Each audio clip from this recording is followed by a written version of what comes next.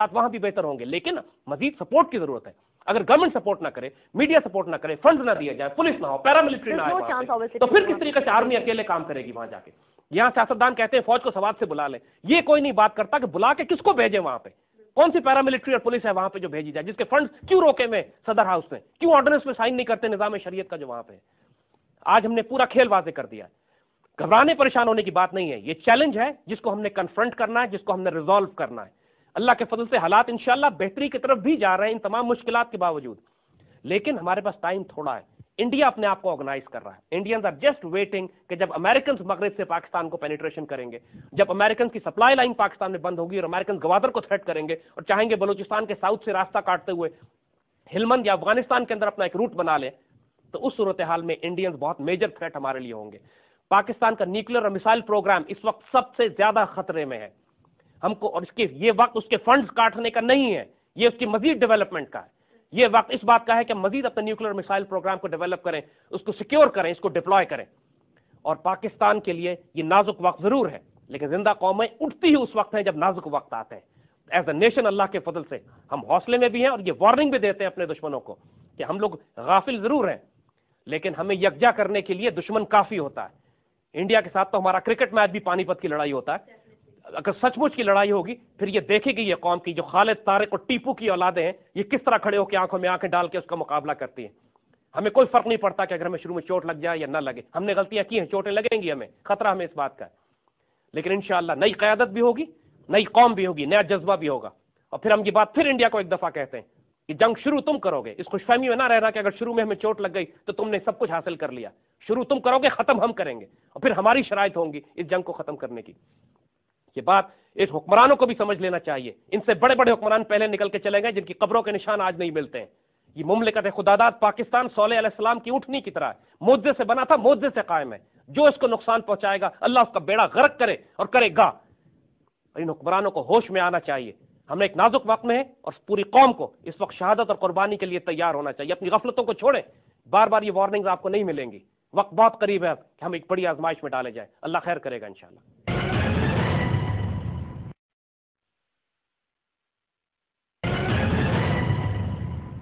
ज़ैद साहब, हुज़ूर सल्लल्लाहु अलैहि वसल्लम की हदीस में उन्होंने एक दफा ग़ज़वा हिंद का भी जिक्र किया था, क्या हम भी उसी तरफ जा रहे हैं? देखिए, इस बात में कोई शुबे की बात नहीं है कि हुजूर सल्लल्लाहु अलैहि वसल्लम ने अपनी अहादीस मुबारका में ये बात वाज़ेह कर दी थी कि एक वक्त आएगा कि जब एक फौज हिंदुस्तान को कैप्चर करेगी। और ये गुजरा हुआ वक्त नहीं है, ये आइंदा आने वाला वक्त है। इसलिए कि ये बात भी बिशारत फरमा दी गई थी कि एक फौज जिसने हिंदुस्तान कैप्चर करना है, उसके बाद ये फौज वापस लौट के जाएगी और इसराइल पर हमला करेगी और ईसा अलैहिस्सलाम के साथ मिलकर उस महाज पर मुकाबला करेगी और जंग करेगी। कई अहादीस हैं जिनको आप जमा करें तो तस्वीर ये बनती है, और ये आइंदा आने वाला वक्त है। इसकी जो बहुत बड़ी बिशारत पाकिस्तानी मुसलमानों को है कि वो ये कि अल्लाह के फजल से वो फौज जो इंडिया कैप्चर करेगी, जिसके शोहदा को हुजूर ने अफजलुल शोहदा कहा है, आला तरीन शोहदा। और याद रखिए, अफजलुल शोहदा तो ग़ज़वा बदर के शोहदा थे, यानी वो शोहदा जो इंडिया कैप्चर करते हुए शहीद होंगे, उनका दर्जा बदर के मुकाबले पे हुजूर ने फरमाया है। उसके गाजियों को आला तरीन गाजी फरमाया है। और ये इंशाअल्लाह आने वाला वक्त है। ये नसीब पाकिस्तानी कौम का है, हमारा है, हमारी फौज का है। अल्लाह के फजल और करम से ये नसीब हमारा है। लेकिन अगर हमने अपने अमाल दुरुस्त ना किए तो अल्लाह ताला मजबूर नहीं है, हमें तबाह करके कोई दूसरी कौम ले आएगा जिससे ये काम करवाएगा, हमारे बच्चों से करवाएगा, हमसे अगर ना करवाए। लेकिन ये नसीब हमारा है।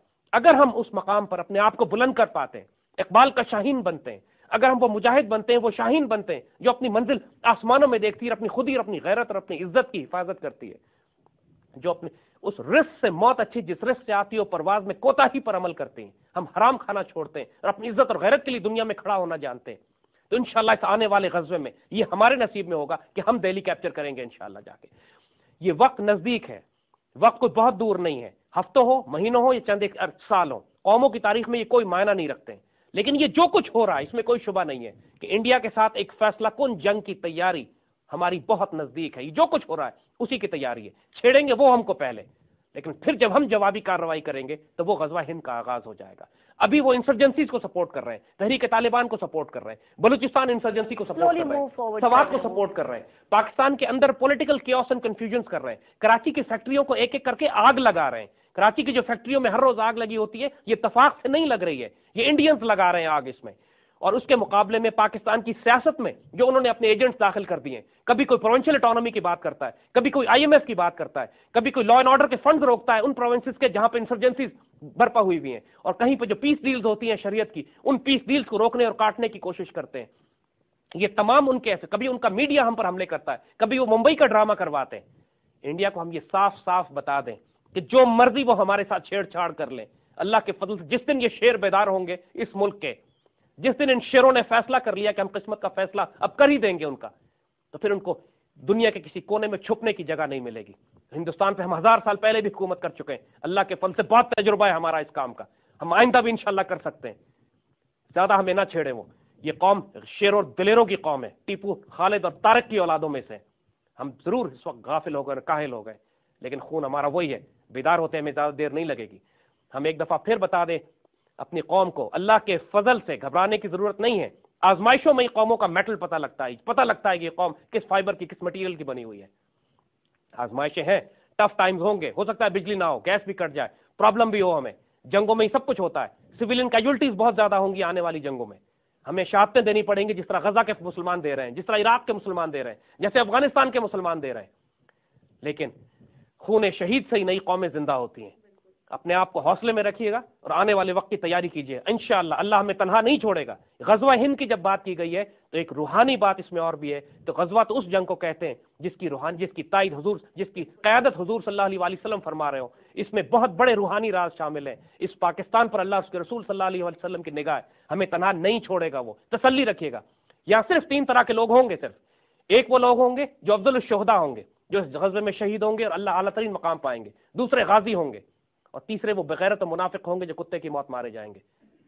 اللہ سے دعا کیجئے کہ اللہ آپ کو پہلی 2 کیٹیگریز میں شامل کرے، اور ہم اللہ کی پناہ مانگتے ہیں کہ ہم کو تیسری کیٹیگری میں شامل نہ کرے. وہ ہمارے اس وقت کے بہت سارے لوگ ایسے ہیں جو تیسرے درجے کے ہوں گے اور دنیا اور آخرت میں رسوا اور خوار ہوں گے. انشاءاللہ اللہ اپنے قوم کو، اس مسلمانوں کو، اس ملک کو رسوا نہیں کرے گا. انشاءاللہ. زید صاحب آپ نے جتنی بھی باتیں کہیں they were very thought provoking and I am really very much sure کہ جتنے بھی ویورز ہمارے پروگرام دیکھ رہے ہوں گے نہ صرف انہوں نے اس سے بہت کچھ گین کیا ہوگا، باقی جہاں جہاں ہماری آواز سنی جائے گی انشاءاللہ ہمارا میسج جائے گا. بہت شکریہ ویورز. اس کے ساتھ ہی ہمارا آج کا براس ٹیکس کا اسپیشل ایڈیشن جو ہے وہ اپنے اختتام کو پہنچتا ہے. انشاءاللہ براس ٹیکس کے اگلے ایپیسوڈ کے اندر ہم دوبارہ حاضر ہوں گے. آئی ہوپ کہ آپ نے جتنے بھی نیشنل سیکیورٹی ایشوز پاکستان کو کنسرن تھے اس کے اوپر زید صاحب کا جو ویو پوائنٹ ہے اس کو غور سے سنا ہوگا اور اس سے بہت کچھ گین بھی کیا ہوگا. اللہ حافظ.